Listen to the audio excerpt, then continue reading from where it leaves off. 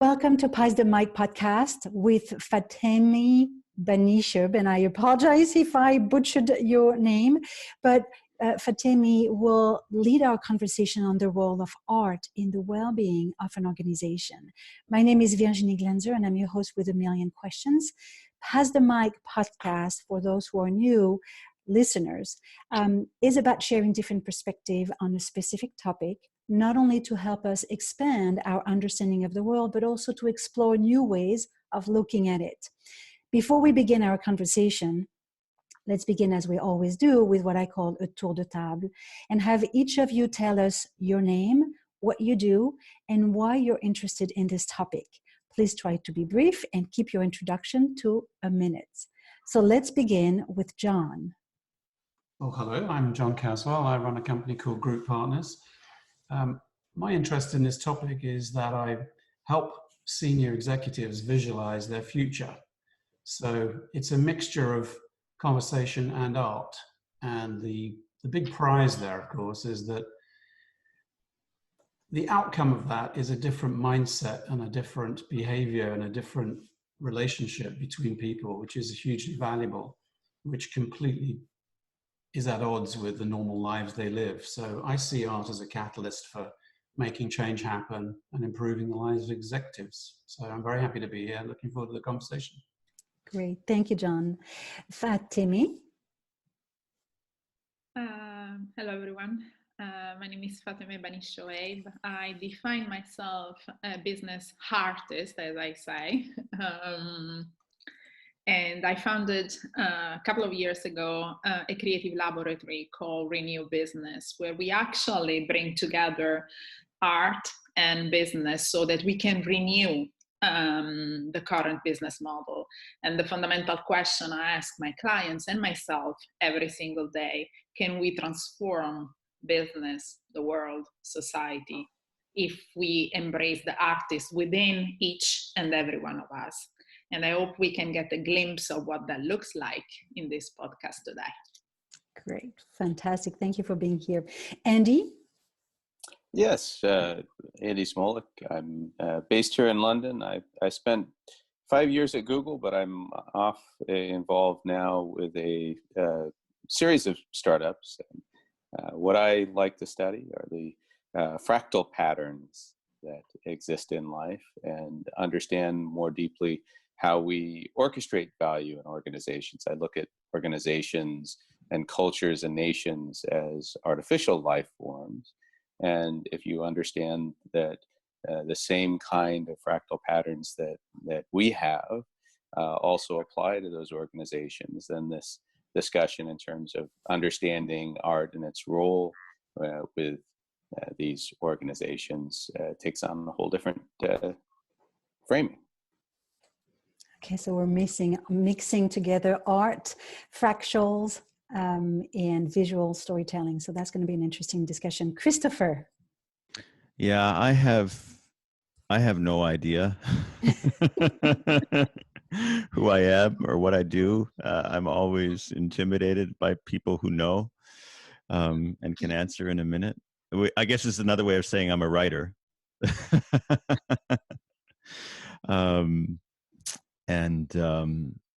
I kind of read and write and think for a living.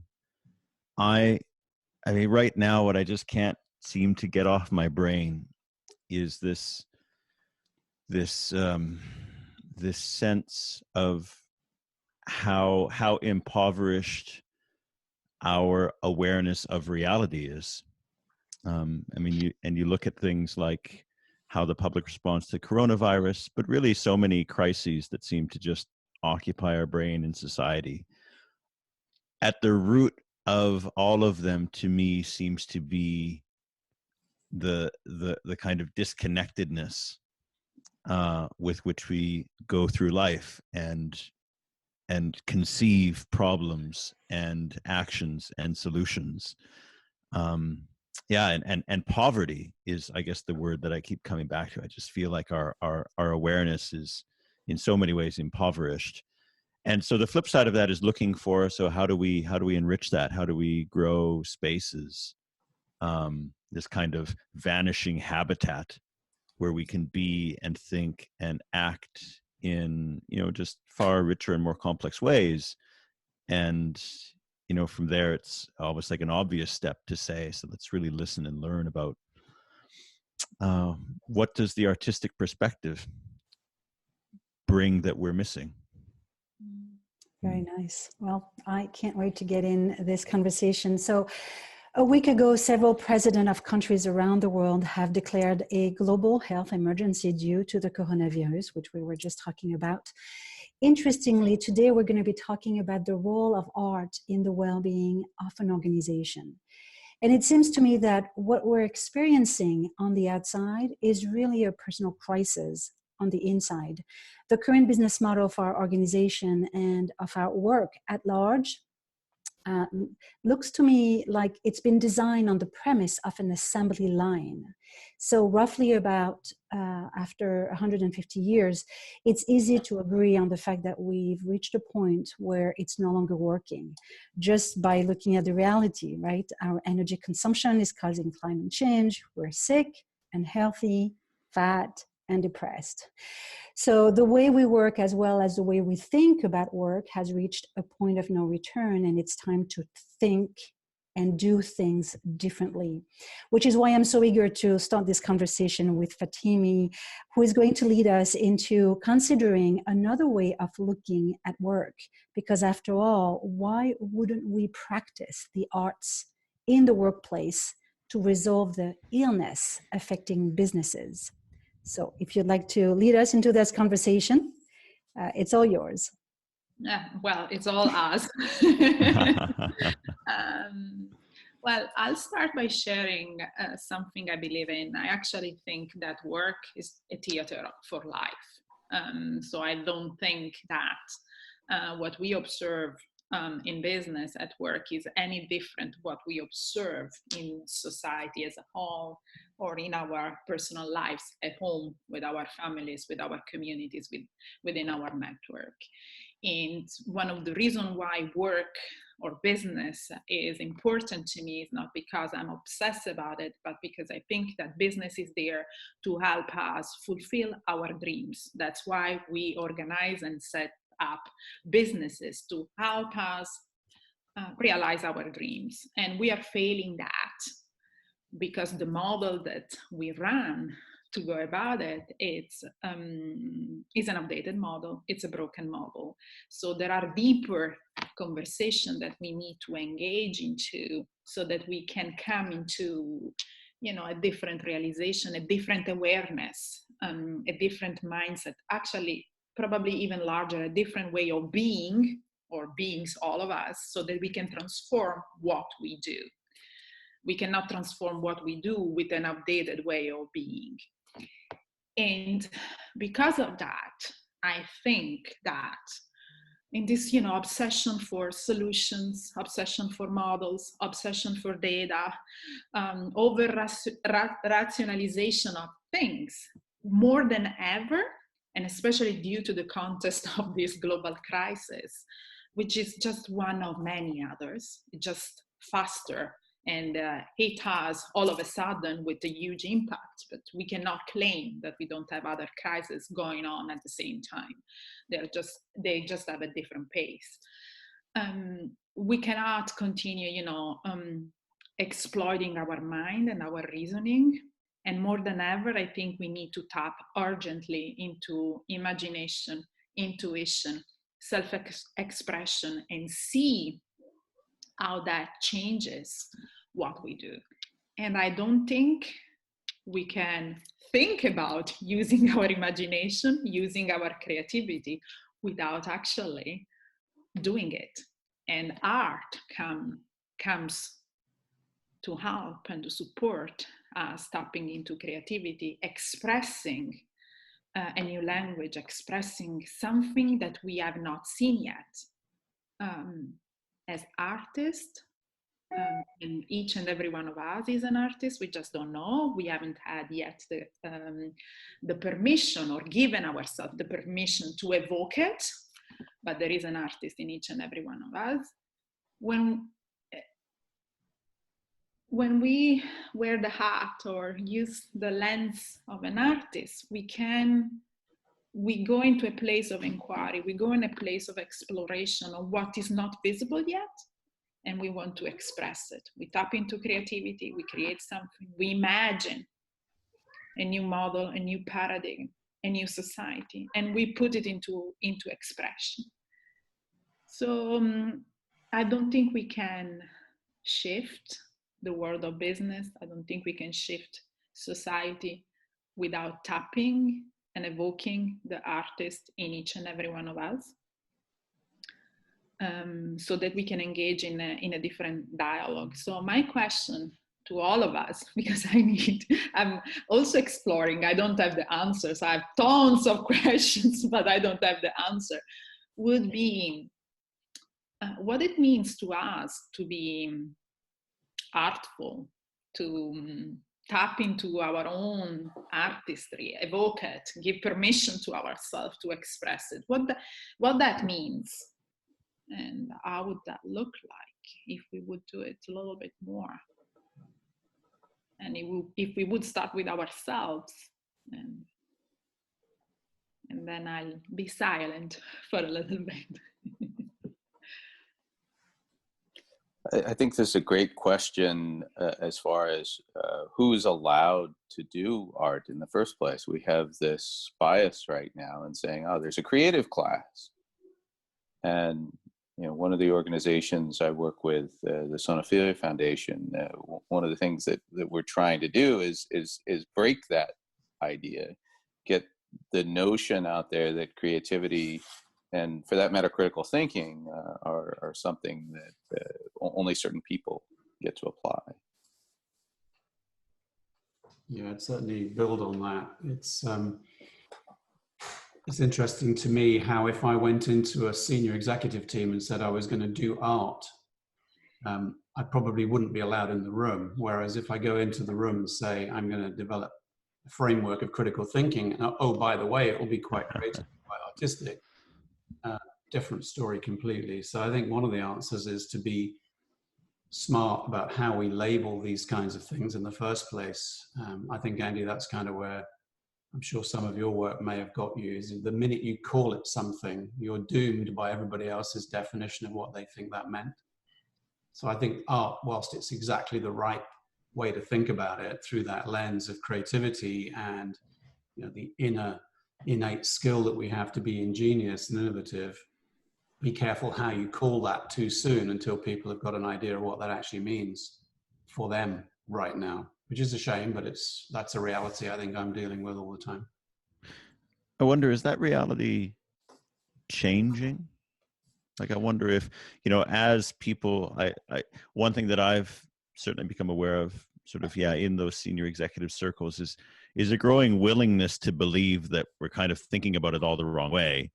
It all needs to change somehow, disruption, blah, blah, blah, blah, blah. And a kind of an increased willingness to play and try just different approaches to the work in front of them. Have you experienced that? Definitely. Yeah, I think that's very insightful. I mean, it has changed, and it changes exponentially, actually, the more that people realize that previous ways of trying to fix a problem hasn't worked.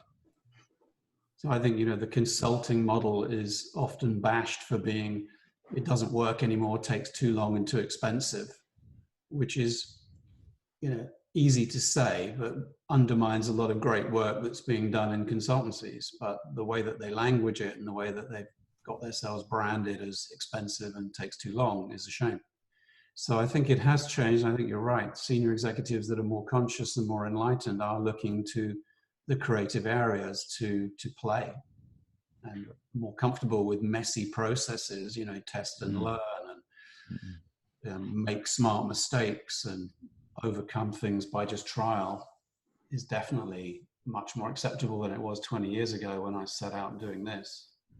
I wonder if we are not allowing ourselves to just be an artist, and we are somehow protecting that part of ourselves that is not widely accepted. Let's put it in this way. We're not giving ourselves permission to call ourselves an artist, because there is a myth around it. I mean, poverty is created, is a totally an artifact. It does not exist in nature. And why did we create poverty? As an attempt to control creativity, as an attempt to control the artist within. So I'm wondering, and my experience is a bit different. I went very public, being like, no, that poetry is what I bring into organization. And if you want to work with me, there's going to be poetry. I'm not even calling it critical thinking, I'm calling it poetry, because that's exactly what I do. You will get, when you work with me, a series of other things, but there is no surprise, there is no by the way. And and that had to start with me. That had to start with me giving myself the permission to name things in a very different way. So I'm wondering if there is a part of us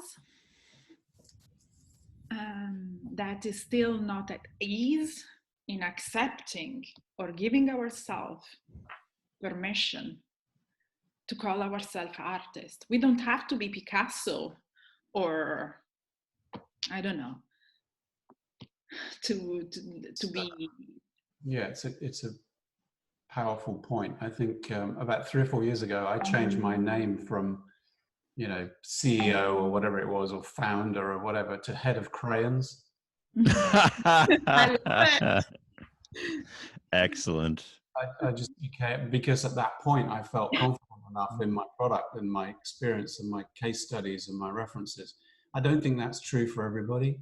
Mm-hmm. I don't do very much. In fact, I don't do any new business calling or promotion for what I do, because my work now is referral mostly.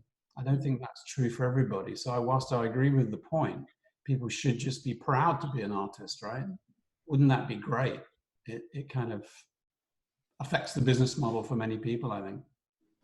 There's two key issues that you're hitting on, which I think are worth teasing out a bit more, because I think so many people blow right by them. And that is the framing and legibility. You hinted at the framing earlier, but it's absolutely critical that we understand most of the framing we do happens before we even become conscious of the fact that we are framing.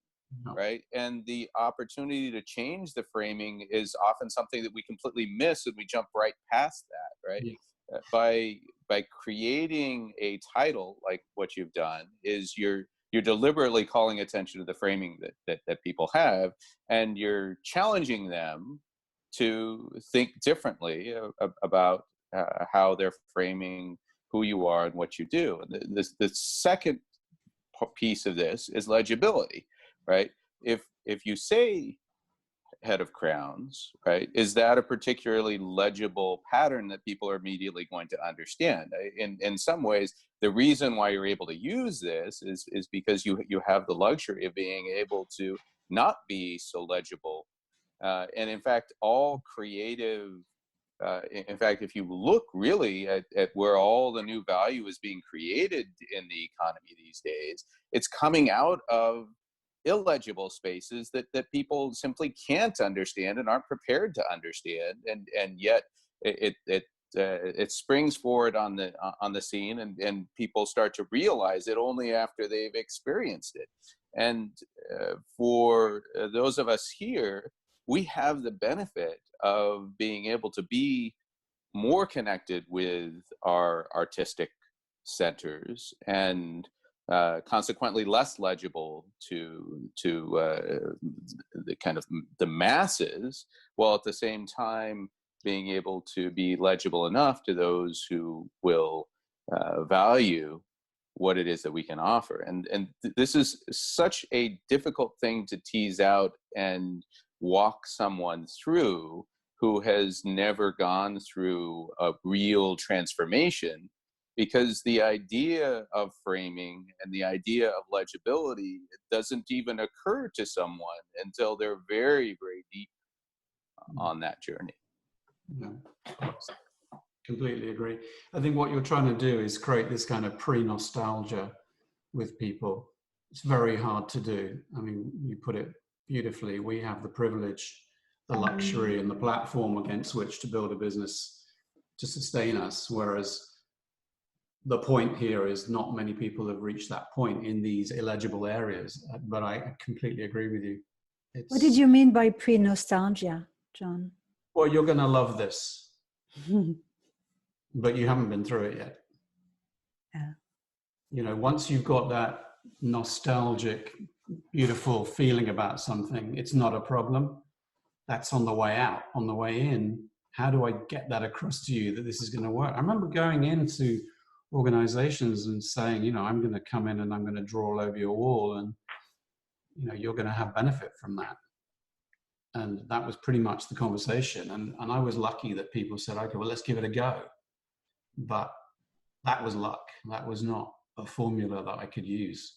And I very quickly realized I'd have to be a lot more scientific and kind of make a lot of stuff up to give them the confidence that they wouldn't be fired for making a decision like that. And these are the sort of practical steps you have to sort of step through.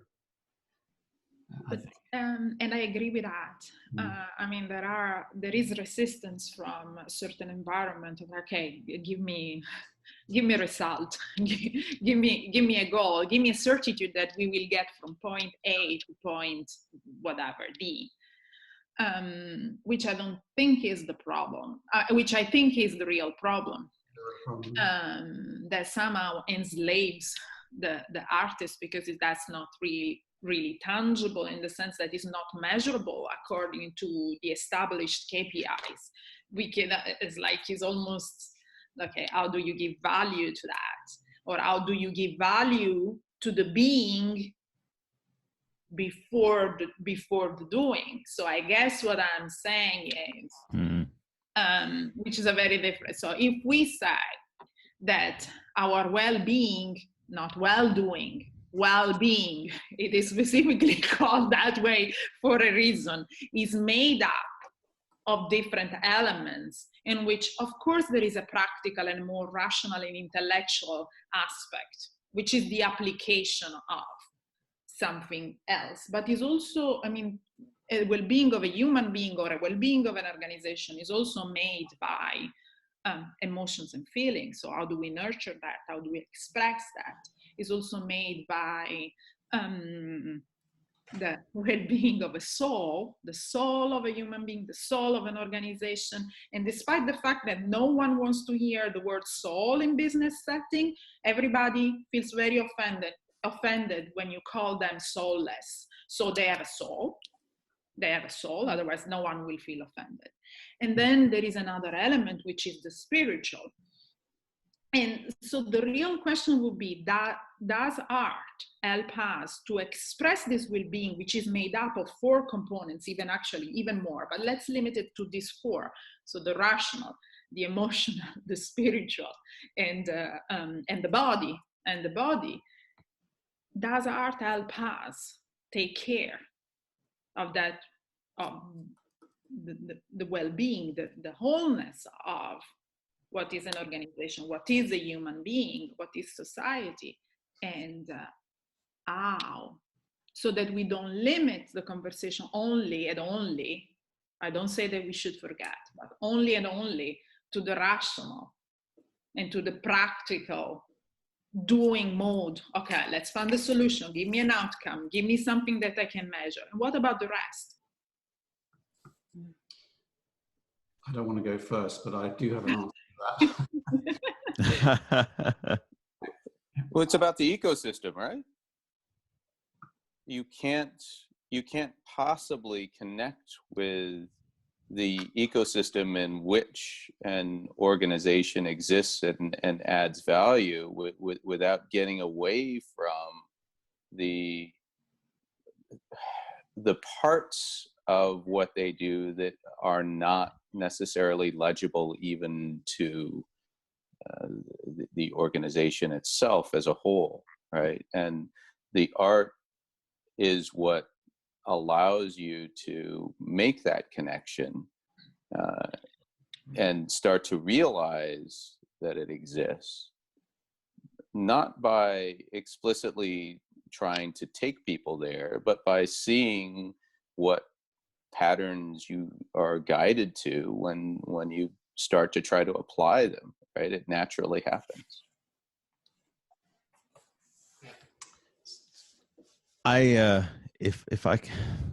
I'm so reluctant to jump in. Do you know when you're listening hard and you're thinking hard and you have the fragment of an idea, but it's not a whole idea? Have you ever been there? All the time. So yeah. So if I could, rather than make a profound point, could I just maybe put a couple of my broken pieces on the table and maybe that's what this discussion is all about. Oh, okay. So what I'm thinking about, I guess, is I think there are some tensions in kind of bringing art into work. Fateme, you talk about this kind of the human being and the human doing. And I guess the tension I'm thinking of is like, so, I've worked with some senior execs in big, like Fortune 50 organizations, and these people are terrifying. What I mean is that like they are world-class execution engines, right? Give me a big problem. Doesn't matter how big it is. I will turn it into a project. I will drill out, this is the resource requirements. Here's the timeline. Here's the budget, and I will execute it and get it done. I turn problems into projects, and we solve and we deliver them. That's what we do. And so it seems to me that there's kind of almost like two levels at which art can engage in that. And one level is kind of, help me solve the problem. But I feel like and this is kind of where the contradiction comes in, the tension. It seems to me that there's another level, which is, these people, these world-class execution engines, they're like, what problem are you trying to solve? And I feel like the artist asks a very different question, which is, what world do we want to create? And I think that, I don't know, I think that can be a really uncomfortable question. Especially senior executives, like, if I don't have a problem to solve, I don't know what my value in the world is. And there's something very different, I think, about the artistic perspective. Anyway, those are the pieces that I have in my head at the moment. Can anybody assemble them? Let me have a go, because that gives me a great way to make my observation on that point. I recently came across a concept in fact, I shared it with Virginia, which is called bridging leadership. And it was the kind of person who could hold contradictory and ambiguous concepts at the same time, so that it gave people space to overcome their particular objective or position or perspective. And it's often used in conflict negotiation. It fascinated me because it kind of leads to the word I wanted to frame this part of this discussion with, which is not so much art, but artistry. And I think that as you become more mature in these kinds of conversations, I've met those people, Chris, that you've met. And I couldn't have defined them better than you did. I mean, they are just full on, unbelievably passionate, and they have a million ways of solving it, and it's their way, and they're determined and obsessed. And you kind of need that in an organization. But they can be defeated by trust. If you have the artistry and linguistic skill and creativity and craft across multiple different disciplines, this new, the illegible space that Andy described, if you can maneuver and have the mastery of that artistry, if I can put it like that, then I think you can bridge between the two. And I think that's what the world demands now. It's not more people who've got, the ability to crunch data. It's the people that the ability to be creative and artistic and master the language that gives people trust to take them on a slightly different journey. I fully agree with you, John. I think that the most important word which I share with you is bridging. Right. Creating a bridge is not just being, the artist Yeah. and the business versus, so this tension as if they are separate is like really bridging. How do we bring them closer enough that there is an overlap and one can inform the other? So how do we learn to trust the artist within and the artistry of others as well, to trust and believe that that can inform this ability, because it's an ability to, to put together a project to solve a problem, but how one informs the other and how we build trust, not only in our own artistry, but also how do we learn how to trust the artistry of someone else? Because if we believe that there is an artist within each and every one of us, just maybe with a different level of maturity, just because some of us express it earlier and some others are still not expressing it. Yeah, I think that's right. I think you become the channel. I think the artist becomes the channel for the artist in others. And of course, being able to facilitate, the kinds of conversations that we're talking about often is not to own the solution, but to give the trust and confidence in others to bring forward their solution, their creativity, their own idea. So we step out of the way and allow people to come forward with their own idea and their own creativity and their own art. Yeah.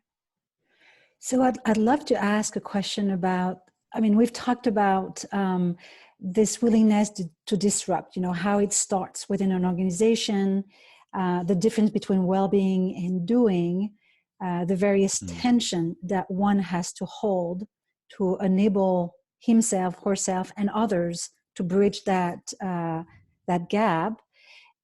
And I have one question I'd love for all of you to try to answer is how your human experience of work would change if we had what we just described, this ability, willingness, desire, bravery, structure, system.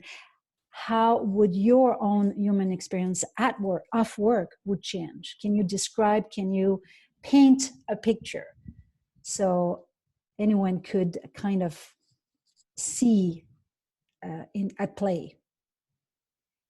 I see this as a really easy thing to describe. It's, we live in a world right now where the gameplay is primarily objective driven, and essentially each of those objectives, the organizations that we form are driven by those objectives, and it's everything naturally follows. But what we need to evolve to, and what I see forming, is purpose driven. And there are differences, very important differences, between objectives as currency and purposes as currency.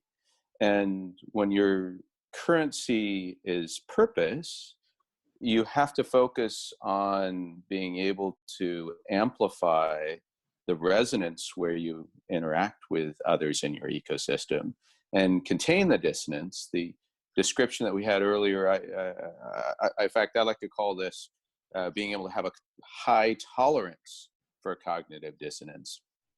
And those who are able to have sustained periods where you're managing very dissonant players and purposes and objectives, and finding, artistic ways, right? This is applying artistry.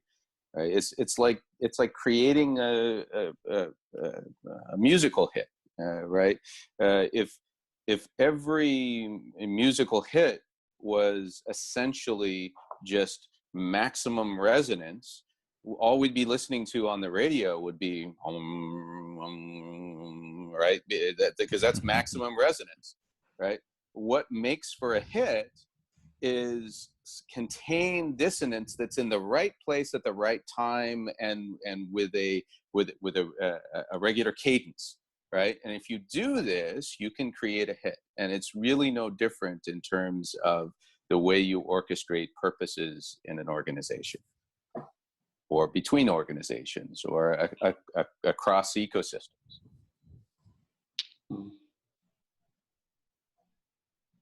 Who else could paint the picture of what it would look like? Well, I can share what happened to me when I reclaimed back the artist within, which is more than painting a picture, is sharing a life experience.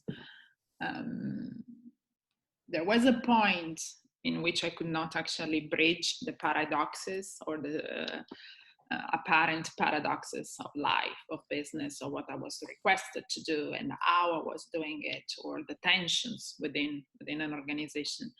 And that same tension was within me, who had lived more than half of much more than half of my life with this idea: I'm a scientist, I'm a responsible person, I solve problem. So there is no problem I cannot solve. And especially running manufacturing, you solve problems day in and day out. That's all you do. But there was something more. So basically, despite the fact that it was high demanding, it required a lot of mental power and mental muscles from my side, it was very limiting, because there was, yes, my powerful brain, but much more than that. So actually, my own identity was being shrinked in something that was too small for me. It took me a while to realize that what needed to be reclaimed was the artist, the poet within me. And it took a lot of strength I did not know I had to go on that journey. So first of all, to discover what being a poet and an artist actually meant for me, then start doing art. So really making art rather than thinking of what art is, but making art, not just talking about art. And then from that place, create for myself a container, which is the company I founded later, but a container in which I actually could continue grow and expand and get people on board to do the same. That's how I start bridging, the business and art, science and art. It came through a personal experience. I could have never thought just rationally about it. Of course, I could have engineered or orchestrated that, but it would have been a very different experience. And when I realized that, my entire life changed.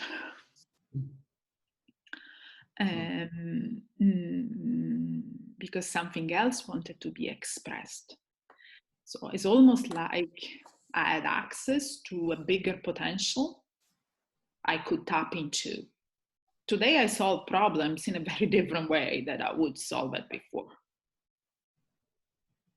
Or I would, explore things in a very different way. And that makes perfect sense. John or Christopher, does one of you wants to share how it feels to express yourself as an artist in the business world? Or does it not apply, or you haven't thought about it? No, I have. Christopher, do you want to go first? Sure. I paint with words rather than ink. So it's not so much that I can visualize it as, for me, there are important words that describe the difference. Fateme, you talked about at the beginning how you like to think of work as a theater for life, and I get that, and I love that. But if I could play off of that, for me, I guess like a very useful word pair to think about these issues is the difference between maybe theater and drama. I find that a lot of work life is theatrical. right? Where you kind of, I put on a mask, I put on a costume, Yes. and then I perform a role Yes. according to a script. Yes. I think that's how I think of, this kind of, the industrial age legacy of the DNA of what work is, right? And for me, I guess bringing art into work is kind of like shifting language from theatrical to dramatic. And for me, to live dramatically is to kind of bring our whole selves into a situation. It's maybe more the improvisational artist, right? And so I think that, at the deepest level, I feel like that's what it would mean is just increasingly being able to bring our whole selves into work. And and nowadays it is, I think it's really difficult to be your whole self. Maybe in some ways it's easier.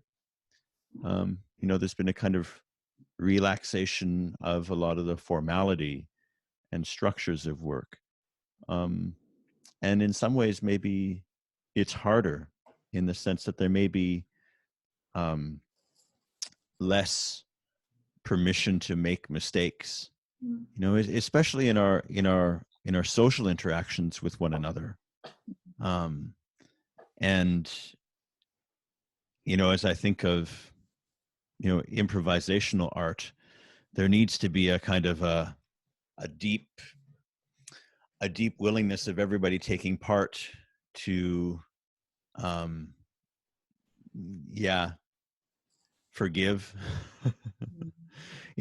I feel like if the idea is to bring our whole selves, to bring artistry into work, we're going to make a lot of mistakes along the way. And so, do we have a safe space where we can make those mistakes and learn from them as we evolve just new habits of interacting and interbeing?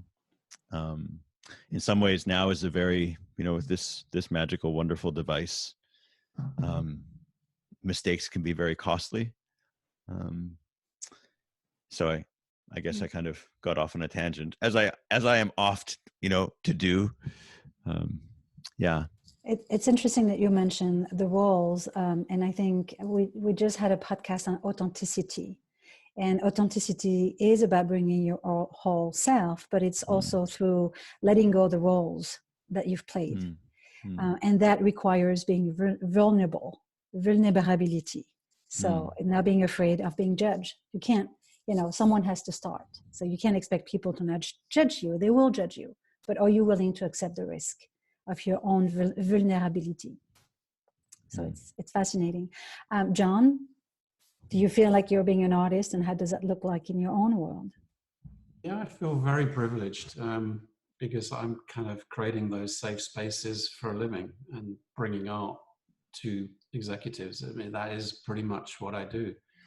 I think that it's a privilege on so many levels because you're able to wear so many hats and, step away from being the ego in the room, manage people to realize their own vulnerability, give them a new language, help them understand that their vocabulary isn't helping them, defeat them with logic where required, and just let them think freely where required. So I think the answer to your question earlier was the upshot of all this is freedom, expression, empowerment. The challenge is making it stick. I'm just not there all the time, and it's not about me anyway. I'm helping them visualize their future, their strategic intentions, their purpose, all the things we've been talking about. But they will quickly, if we're not careful, default back. So my biggest challenge at the moment, and why I find these kinds of conversations so important, is how can we use technologies, new tools, new methods to help people stay stuck in the new behavior that we want them to go to Andy's illegible areas, and stop thinking that they've got a job title and that's their function and that boundary is their role. And the world's just not like that anymore. We've got to get them out of their heads. And I think art is exactly the right answer, if not the right language necessarily all the time, but taken with the need to be braver and push and challenge more to get it out there as a concept. Interesting. Yeah.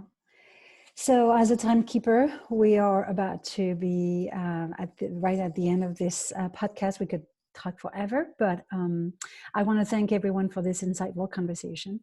And I'd like to end this discussion the way it began, with a tour de table. So one of the promise of this podcast is that there's too much talking and not enough doing. So let's pass the mic and tell us what you've heard today that will inspire you to start doing something differently, the way you did it prior to this conversation, or anything you want to leave the viewers or listeners with. And I'll start by sharing my own takeaways to give you guys a moment to collect your thoughts.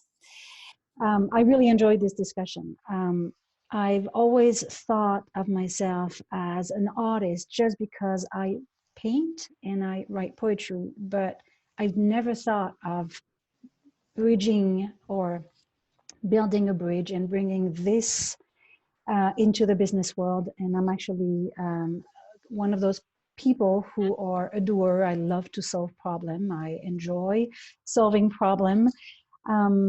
But as I look back on this conversation, I understand that I've always been a big fan of co-creation. And I think that's my way of building the bridge through co-creation, because in this co-creation process, there's a lot of uncertainty. The same way that when you start painting or writing something, you don't know where you're going to end up. And so I've learned to deal with uncertainty, which I'm practicing. But I think that gives me a new light of going deeper into this co-creation with my team and other people that I work with. I do want to explore more something that I've learned about pre-nostalgia. I think that's an interesting idea.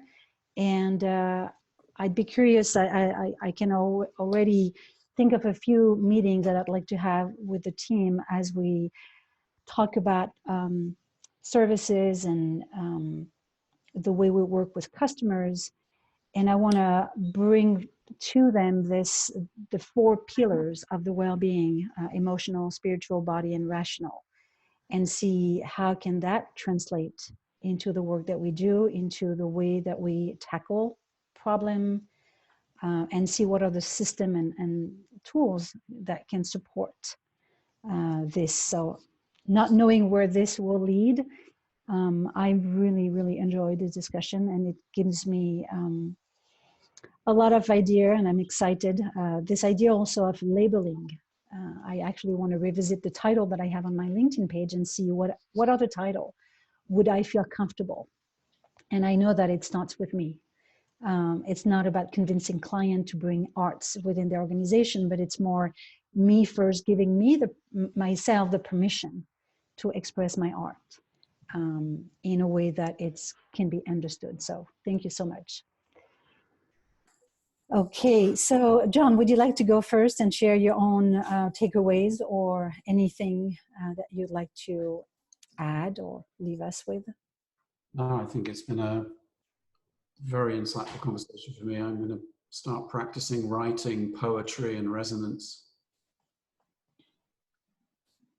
honoring the 3 colleagues above. I think it's always good to be hearing something that you've not heard for the first time. And so I think I've heard quite a few concepts that I've not heard before, which is impressive. And, thank you. I'm good. I pass the mic. Great. Thank you. Christopher? I guess the thought I'm going to take away and crunch on, John, when you were talking about bridging leadership and this idea of hanging in contradiction and being able to create a space for contradiction. And what I'm thinking of is some books I've been reading on the history of 20th century philosophy, and how, some of the great philosophers of the 20th century, like Wittgenstein, for example, the later they went into their careers as philosophers, the more they gravitated toward poetry, because they became increasingly aware that the precision of prose was actually dissolving the stuff, the subject matter that they were trying to work on. And the distinction of poetry is that it doesn't dissolve everything into precision, but it allows the expression and the hanging within contradiction and ambiguity. And so I just find it so interesting that, you know, from many different walks of life and perspectives, there is, I think, at a certain level of seriousness, of concentration, one arrives at a similar destination, which is that there is this artistic element to reality, and without the kind of artist's toolkit, we can't engage it. So I think that's fascinating. And I apologize, I need to cut off. Sure. So it's lovely to share this moment with you. Thank you, Christopher. Bye. And we'll continue with Andy. Thanks. You know, what I really enjoyed most about today's discussion is the reminder of how immensely productive it is to, especially when one is feeling constrained and stuck in any way. You know, even if the feeling is procrastination of avoiding doing something, that there is always an opportunity to work yourself out of that feeling simply by engaging with artistry, engaging solely for the purpose of trying to get what's inside you right now out.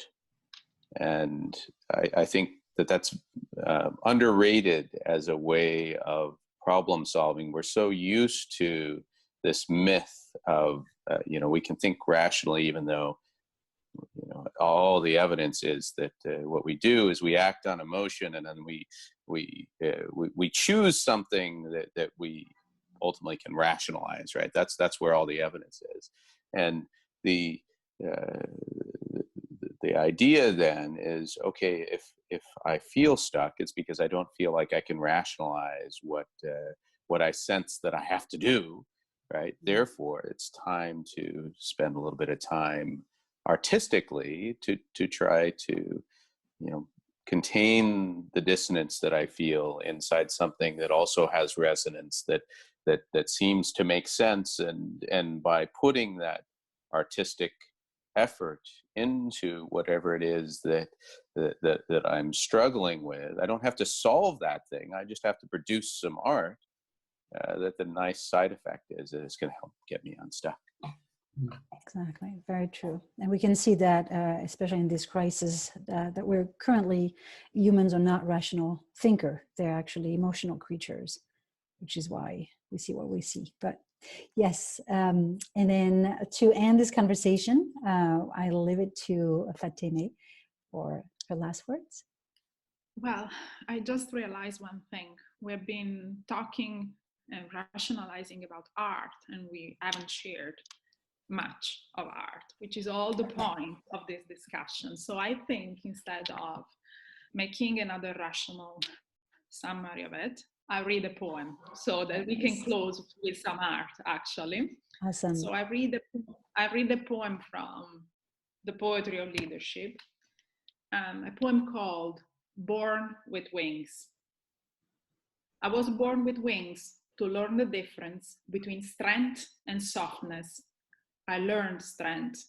To fly, I have to learn softness. So with this. Very nice. Wow, that's pretty deep. With this, I think I've close what I had to say. It's a beautiful way to closing it. So really, thank you again. And I'd like to end by asking viewers and listeners to like this video and subscribe to our podcast and tell us how they have seen art impacting their own well-being in their organization, in their work. They can leave answers to the comment below. And thank you again, everyone, for being on this discussion. Thank you so much.